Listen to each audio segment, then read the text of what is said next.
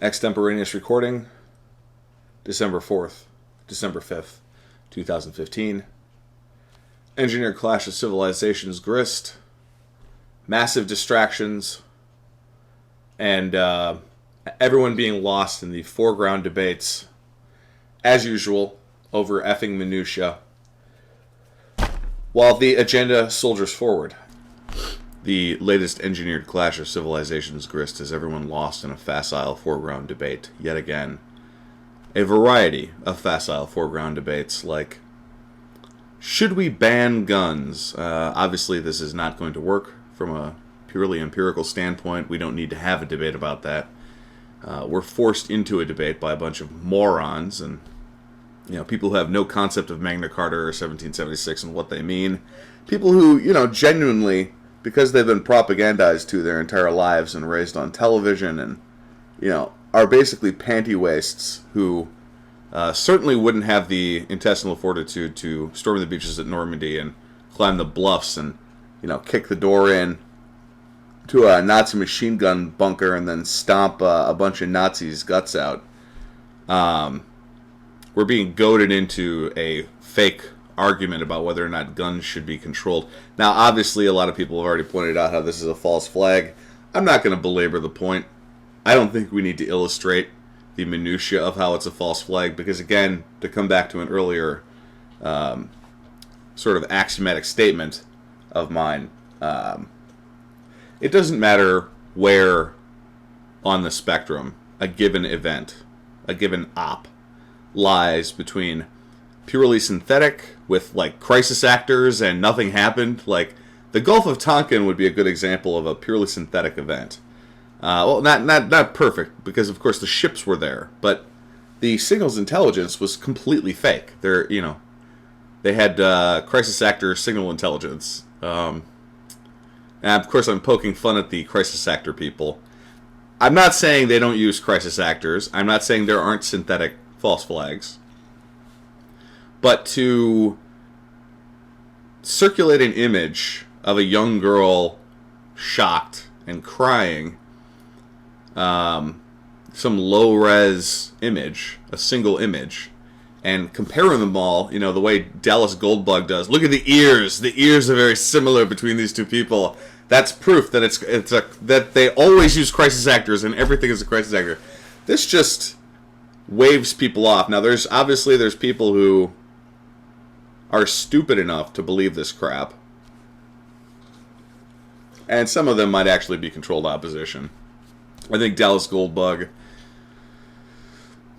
I don't know if he knows what he's doing. I couldn't tell you whether or not he's an operative or not. But he might as well be. And then there's a whole bunch of people who are somewhat in that sphere who also buy into this crap and spend a lot of time obsessing about it. I'm not saying there aren't crisis actors. I'm not saying there isn't pure synthetics. What I'm saying is it doesn't matter where on the spectrum a particular incident falls in terms of, is it purely synthetic or is it just, systemically promulgated? And San Bernardino obviously gives us a nice little framework through which to analyze the irrelevance of these debates. And this is one such debate. It's just like with 9/11. They got us confused. They still have people confused. Jesse Ventura, for instance, whom I still see on the Alex Jones show, even though he's basically become a socialist who believes in Dr. Judy Wood's space lasers. We share some common ground still, so I guess that makes it all okay. 9/11, no plane theorists, TV fakery people, Dr. Judy Wood's space laser hypothesis, and I'm being very, very charitable there when I say hypothesis. Doesn't matter. A 7,000-foot tall clown could have knocked those buildings down with his penis. Okay? Doesn't matter how. Matters is why. This is true again with San Bernardino. Now, granted, some of the alternative news community, InfoWars included, they have rightfully pointed out some of the more salient takeaways. And yet they themselves are caught up in the bullshit foreground analysis as the latest engineered clash of civilizations goes off without a hitch.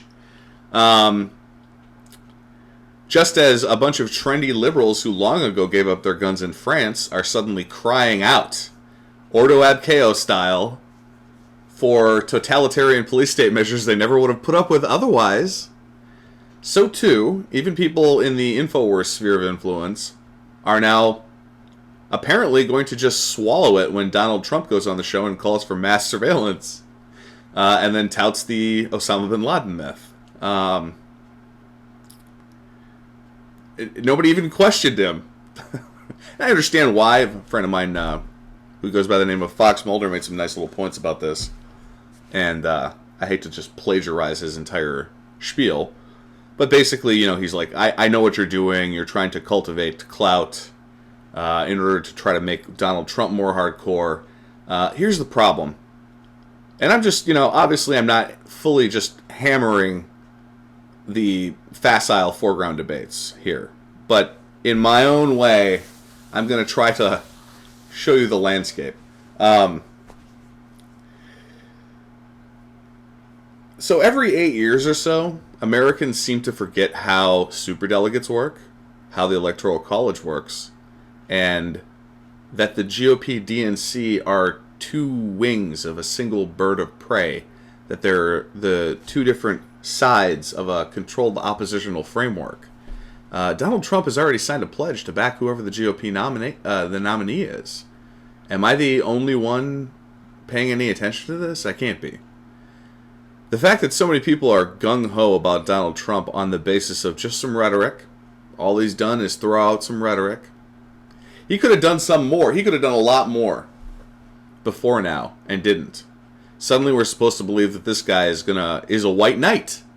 Am I the only one who instinctively does not trust anything that looks like a white knight at this point? Why is everybody so gung-ho about Donald Trump? Because he is blowing premium smoke up their asses. Meanwhile, to generate this smoke, he has started a bonfire of the vanities that has sucked all oxygen out of the room. And while I don't necessarily approve of Donald Trump, or even Rand Paul for that matter, they are better candidates. And other people would argue with that, and rightly so, on the basis of nothing more than Trump's rhetoric.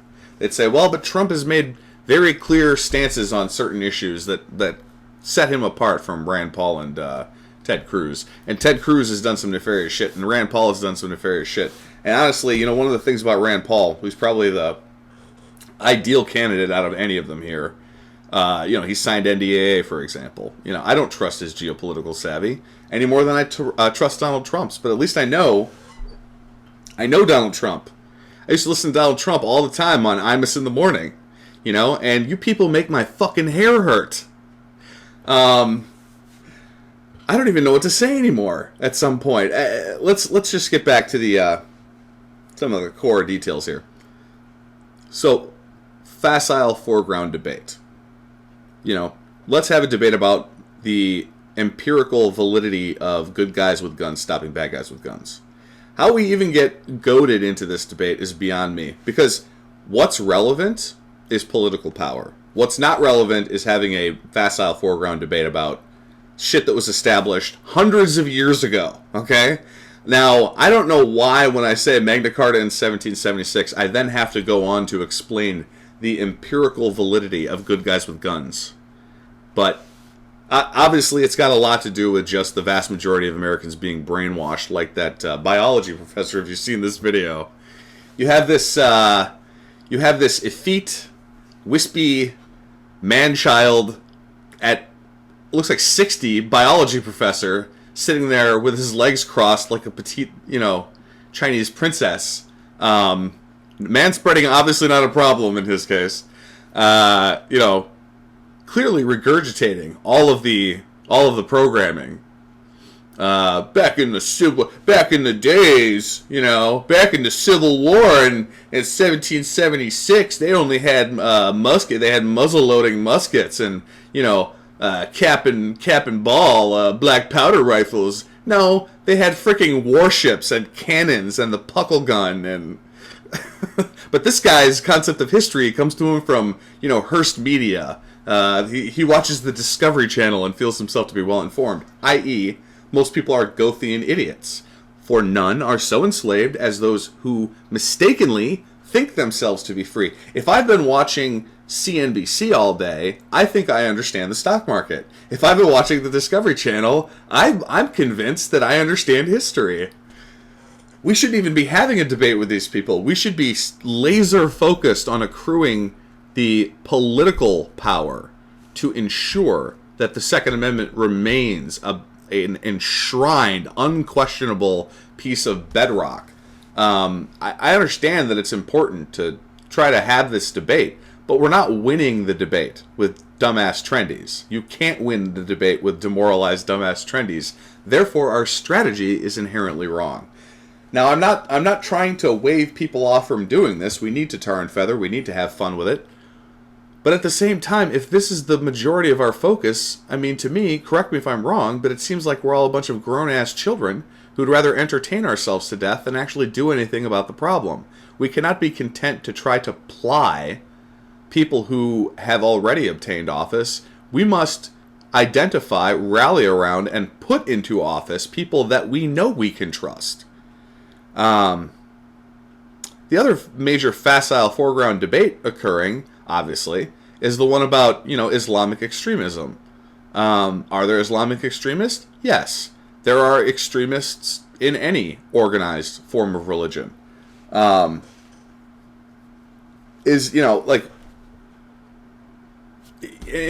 and other people have correctly identified major planks here, though. I hate to give them no credit, like the fact that ISIS is a rent-a-jihadi army, created, a engineered rent-a-jihadi army, proxy army. The thing is, what gets lost in the shuffle as guys like Paul Craig Roberts et al. Come along and talk about it's the West, it's the State Department, it's the CIA, it's NATO, these are...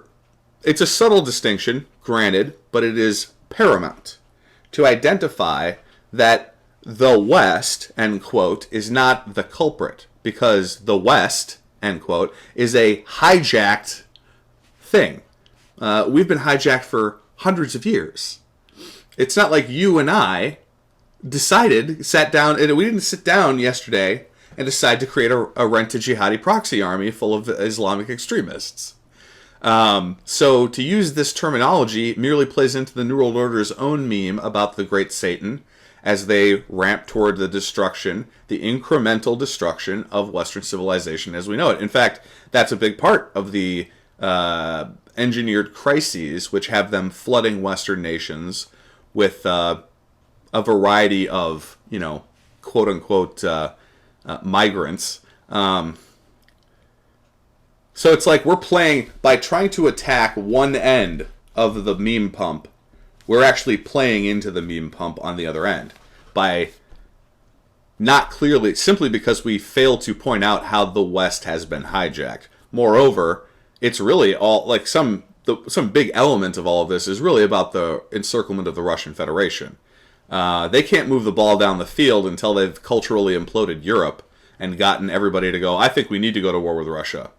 To this end, let's destabilize North Africa. We need to mop up that region anyway. We have guys like, Gaddafi who are not playing ball, or they're not playing ball enough like Saddam. He wasn't playing ball enough. We'll just feed people some foreground bullshit about oil and, denominating gold and or oil in other currencies than the dollar. We'll feed them this false narrative about the petrodollar. And, big oil, because we've already established that meme amongst the liberal trendies who are all faux environmentalists. So much to it. Oh my god, where do I stop? It's not really about oil. There's plenty of oil. We don't need Iraqi oil. And they'll say, well, but it's the corporations and they want the oil. And you guys, okay, you're not entirely wrong, but that's not the main point. The main point is these are uncartelized regions, and mopping up the Middle East is part of the current geopolitical agenda. Plus, it's about the Russian Federation encirclement. As you can see, this is all southwestern Russian border activity. Western, southern, southwestern, Ukraine through Turkey, Europe, etc. And on the eastern flank, we have China, which is a proxy. Like, if you listen to some people that say, well, China's a proxy for the United States. No, China and the United States are both hijacked, wholly owned subsidiaries of New World Order Global Holdings, LLC. Again, subtle distinctions, but absolutely paramount. So we get lost in some kind of argument about whether or not they're Muslims and or extremists. We even play into the enemy's meme pumpage about, the Christmas tree trigger word. These people couldn't find their safe space, so now we all need to shelter in place. I mean, we play into that by attacking the absurdity of it. By attacking that, obviously we also, it's a catch-22. We have to illustrate the absurdity of it. But at the same time, they want us to have that debate because they've got a thronging army of people who have been taught to hate all religion. You understand? Super mega trendy atheists who are atheists because it's fashionable, not because they've stopped and considered the underlying complexity of the universe and how the universe is a holographic fractal in n-dimensional non-Euclidean space, and all matter arises from an underlying unified field of energy, and that it's more complex than we can understand, and that the concept of deity, from a certain standpoint of high energy physics, is materially irrefutable. The concept of some kind of overmind is almost irrefutable if you think about the actual underlying physics of the universe. But none of that matters. What matters is let's have people have a debate so that we can have this engineered clash of civil. We have to keep people in Let's Roll 2.0 methodology so they don't stop to really think about what's going on. Make sure people hate each other. Get black people to hate white people because they're all that's really left of Western civilization, in the classical West, i.e. America. So make sure white people and black people are fighting each other. Make sure Christians and Muslims hate each other. I mean, how many fucking millennia have to go by where elites orchestrate a conflict between Christians and Muslims? I mean, the Catholic Church and the vast majority of organized forms of Islam are essentially created by what you would have to call the New World Order. Why does nobody bring that up? Why does nobody bring up the fact that Christianity is not 501c3 Christian churches? Why don't people point out that Christianity is not the Vatican? Obviously, again, InfoWars has done a serviceable job on some of these things, but then they destroy all the traction that they've gained by making big dumb arguments about Islamic extremism. Folks, we know Islamic extremism can be a problem. So can getting behind the wheel of your fucking car. It's statistically more dangerous to get behind the wheel of your car. And they have even made these points. So it's confusing how the vast majority of coverage is us being distracted by these facile foreground arguments. When what we should be talking about, we shouldn't even be talking. Here's what blows me away. Like I said, people forget how the superdelegates work. It's going to end up, I honestly believe at this point that Trump is not going to get the GOP nomination, that he's just there to suck oxygen out of the room and give people false hope. Even the new Star Wars movie, even Luke is now a vagina in the new Star Wars movie, okay? I remember back when Yellen got the Fed chair over Summers, I said to myself, Yellen, Lagarde, Clinton, okay? It's going to be you go, girl. And if you fucking question banker bailout 2.0 blamed on the student loan bubble, if you question boots on the ground in Syria, they've jumped the gun on. I mean, they've already done that. We're already there. I mean, we're going beyond our proxy army boots on the ground, and we're going to put boots on the ground in Syria before Clinton even gets into office. If you question Rust-fed encirclement, if you question Clinton gun ban 2.0, you're going to be a misogynist, because they've worn the treads out on their you hate black people because you question what the tyrant Obama is doing. It doesn't matter that it's the Bush doctrine on steroids and you weren't racist for questioning, George Bush.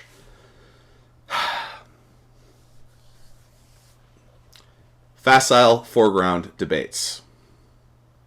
While we are playing into the enemy's hands and having all of these facile foreground debates, the important thing of identifying an organizing force behind congressional representatives, it's slipping through our fingers. Right now is when we should be mustering everything we've got to put 300 info warriors into Congress, and we're not doing that. We're not even having the discussion, let alone establishing the kind of, difficult preparatory work that is required to execute on something like that. Most people can't even figure out that they're gonna install Hillary Clinton. I've been talking about Hillary Clinton since the fucking Yellen appointment to the chair at the Fed, and you still have. I mean, where do you even begin? Because people are still having this ridiculous debate about is the Fed going to raise interest rates, and they're just stringing people along. And by the time they finally do raise interest rates, they're just going to do it as a way to trigger a market sell-off that will create the justification for negative interest rates. Nobody seems to care though that's the agenda. Like the Tylers and Eric Hunsaker, they just sit around bitching and pissing and moaning about the SEC.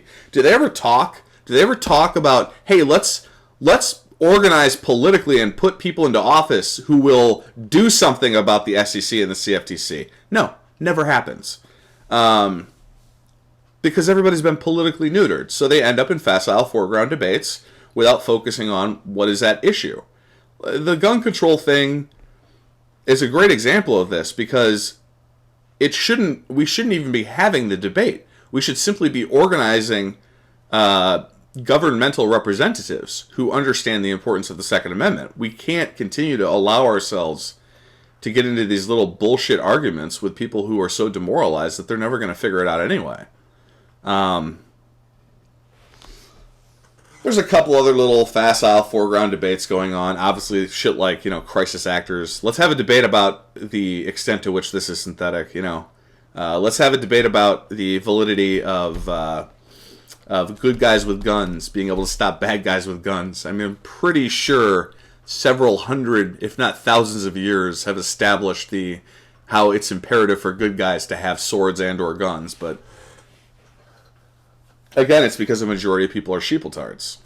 And that's the other thing, is the reason that InfoWars et al., they're framing the debate and they're couching things in a certain way is because people are stupid and they have to somehow address people's stupidity in order to have an audience.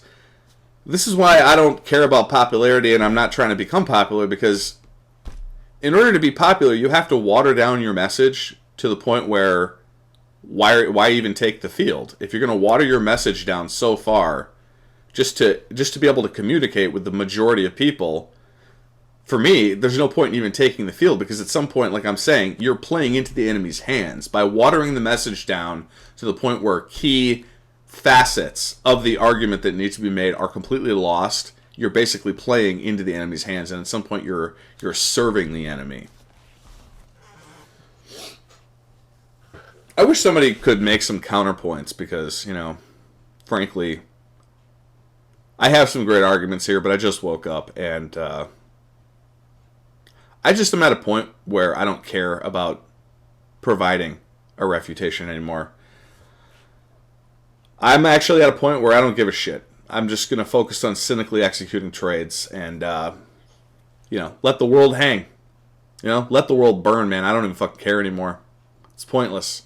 You can't explain shit to anyone. You try to point out the subtleties and the nuances and complexities of stuff, and people just end up hating you for it. They don't want to hear it, and they end up hating you for it, and they'd much rather just dick around in the foreground analysis. They're happier. They're like pigs in shit. They're much happier, and at least they're in the ballpark, right? So you can't really argue against it, even though you should, because not moving the ball down the field. Look, I used to not know which was worse, but I think I figured it out. I used to not know which was worse, being totally asleep or being only partially awake. But now I honestly believe that only being partially awake is more dangerous. Because if you're articulate enough, the crisis actor obsessed people are a good example of this. If you're awake enough to realize that anything that looks like a false flag probably is, but then you're not awake enough to see past something like this, and you spend all of your time being obsessed about crisis actors and trying to illustrate how the same crisis actor was used in two different events or something, you end up being a living weapon of the enemy that makes the sheepletards question this entire line of reasoning and provides grist for, MSNBC et al. To wave the conspiracy theory wand at you.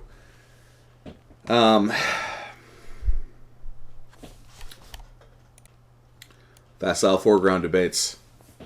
Oh my God, is World War IV and a market collapse.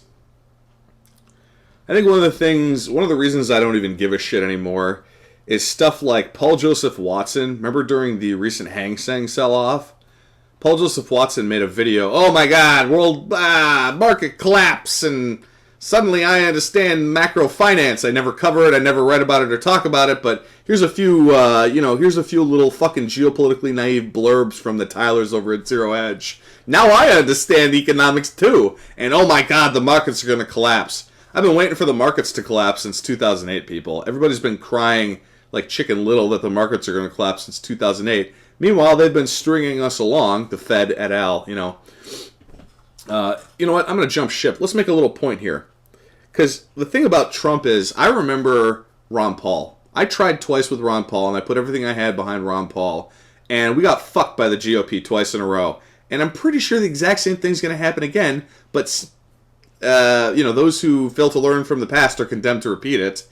So a majority of people are throwing in with Donald Trump, even though it would make a hell of a lot more sense if we threw in behind somebody like Rand Paul and just tried to make Rand Paul more hardcore. I think Donald Trump is probably just a beard for Jeb, and Jeb's going to take a fall for Hillary, and Trump is basically in on it.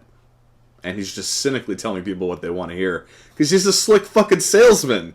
That's all he knows is how to make deals. And in this case, the deal is to get the American people to think that he's their hope. He's their white knight. And to take their eyes off the ball. Frankly, I don't even think we should be concerned about the POTUS anymore. We should focus on Congress. I digress. Paul Joseph Watson makes a video where he chicken littles about a market collapse as the Hang Seng sell-off accelerates. And suddenly he's a macro finance analyst. And hundreds of thousands of views. I make numerous videos. I can't get more than like 200 views. I go into such excruciating detail that it makes me want to blow my fucking head off when I listen to my own work. And yet I can't get more than 200 views. And this idiot, like everybody else, can just cry Chicken Little that the sky is falling every couple months. And there's never a retraction when it doesn't happen. And the crazy thing is the stop clock is right eventually. Eventually they're going to trigger, like I said, via... They'll do an interest rate pump. It'll trigger a market sell-off. They'll use that market sell-off as a rationale for doing a banker bailout 2.0. Okay? That's the reality. But it'll be a micro black swan like 2008. I'm sorry, was 2008 Weimar Republic? No. And Weimar Republic is never going to happen.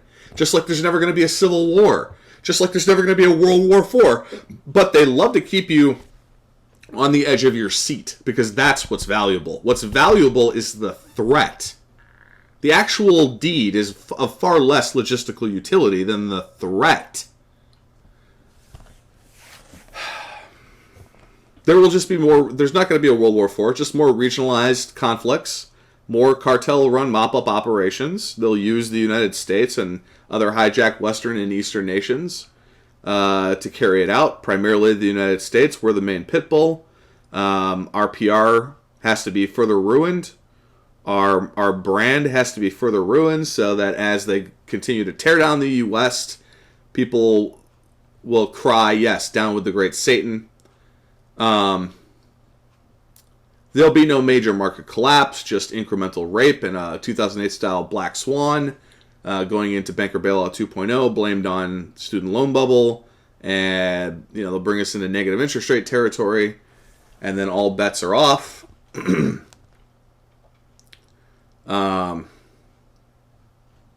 the reason this all pisses me off so much, how we get lost in these facile foreground debates, is notice how they just threw out the meme about, the Christmas trigger word thing.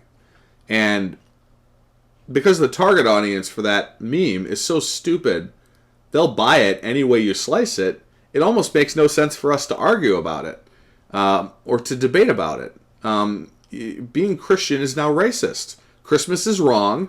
Everything that made America great is wrong. John Wayne with a gun on his hip is wrong. Christianity, the Beatitudes, the Sermon on the Mount, it's all wrong.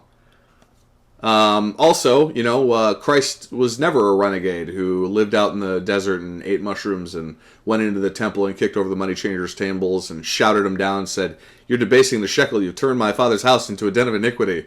You're supposed to just love everyone. That's the only thing that means Christianity anymore." Just as they can frame whatever fucking debate and make it reality they want with something like climate change, they can frame the debate here and make it whatever they want, and it's pointless for us to debate it. We know that it's false. So by debating it, rather than focusing on an end run, by debating the foreground minutiae with them, we lend credence to their argument. That's the main problem, I think. And you'll notice with San Bernardino how right out of the gate they made rent-a-jihadis tangentially seem like they were Bubbas with John Deere hats simply by floating the domestic terrorism meme. So they got everything bundled together there. They got Let's Roll 2.0 metrics. They got the neckbeard trendy scarf wearers to think that these obviously rent-a-jihadis were somehow Bubbas with a John Deere hat, and so we need to take away everyone's guns. So they pumped everything. Gun control, engineered clash of civilizations, the whole 9 yards. They sandwiched together multiple memes. Gun control, domestic terrorist, Let's Roll 2.0. And at the end of the day, no matter whether or not we prove that they're rent-a-jihadis or not, the average dumbass is still going to just buy the big lie pump that came out initially, and they're going to say, we need to take away the guns. And that's already happened. So why are we debating that? As if anyone who knows already knows, and anyone who doesn't know is not going to be convinced. So why are we having this debate? Clearly a false flag. A lot of people have already done all the legwork. Just go read John Rappaport or someone else. You don't need me to explain to you the nuance that other people have already cobbled together. I've read it. You've probably all read it yourselves. We all know, since 9/11 on down the line, that there were drills going on. There were SWAT mass training exercises in this building all the time. There was a training exercise going on right at the time that this thing went down. I don't need to explain to some of the more savvy people out there how they have just an endless supply of wind-up toys who they can trigger themselves. They don't need a Christmas tree trigger word. They'll trigger these guys. They have handlers out there and just manipulators, not even handlers per se, who are assigned to a given asset or an asset being in development. They just have people who are skilled at triggering identified targets into doing this sort of thing. And maybe they've been provided, some money, and maybe the authorities have looked the other way. Just so happens. Maybe they got a little money here, and maybe the authorities looked the other way when they could have otherwise busted them on other things. But they looked the other way. Shit happens. Things slip through the cracks, right? If you can see, I'm touching my nose as I say this. We all know the drills, the means whereby the false flag operation is smuggled into the compartmentalized superstructure of government and law enforcement, but we're never going to be able to explain how that works to the average dumbass. So,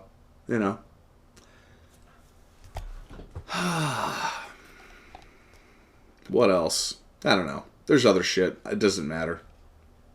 Draghi, obviously, see the activity with the ECB here. Should let you know what's going to happen with Yellen, but nobody seems to care. And by the time they eventually do go in to raise interest rates, like I said, it'll just be used to catalyze the prereqs for the next 2008. They'll probably wait until after Clinton's installed to do that, though.